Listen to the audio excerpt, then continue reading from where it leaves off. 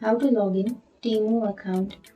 So if you want to log into your Temu account, then first of all open up a browser, any browser that you're comfortable with, and I'm here with Chrome browser.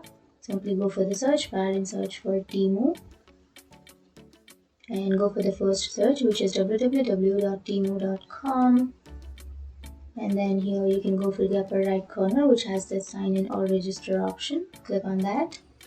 And now if you have already saved your account, then you don't need to enter your email address. But if you have not saved, and if you're logging in for the first time, then you need to enter your email address. And after entering your email address, here you will have this kind of page, and you need to enter your password.